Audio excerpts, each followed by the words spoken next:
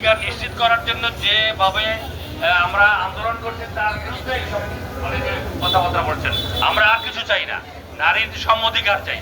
আমাদের সংবিধানে সমান মর্যাদা দেওয়া হয়েছে, আমরা সেইটারই দাবি জানাচ্ছি, আমরা সেইটাই চাচ্ছি, অন্য কিছু না।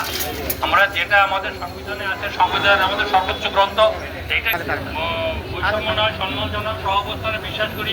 সাম্প্রতিক আশঙ্কা যারা বেড়ে যাচ্ছে তাইটার অবসান চাচ্ছি। প্রতিদিনই গণমাধ্যমে প্রকাশিত হচ্ছে, কর্মক্ষেত্রে, শিক্ষা প্রতিষ্ঠানে, যানবাহনে, সব জায়গায় নারীর প্রতি নির্যাতন, নারীরা নির্যাতিত হচ্ছে। এইটার অবসান চাচ্ছি এবং এইটা যারা রক্ষা করবেন, সেই আইন শৃঙ্খলা বাহিনী, তাদেরকে আরো সতর্ক এবং তাদেরকে আরো সোচ্চার হওয়ার জন্য আবেদন জানাচ্ছি।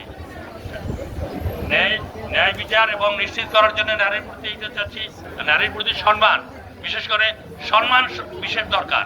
নারীকে আমরা অসম্মান কোনোভাবেই করব না, নারীকে আমরা সম্মানের সাথে বিবেচনা করব এবং নারীর প্রতি আমাদের সম্মান হবে, সম্মান দেখানোই হবে সর্বোচ্চ। এই আমাদের বক্তব্য। আপনাদের সংসদা আমাদের এর সাথে একাত্মতা প্রকাশ করবেন এবং এই জন্য অবসান হয়, সেই আমার দাবি সোচ্চার হবে। ধন্যবাদ।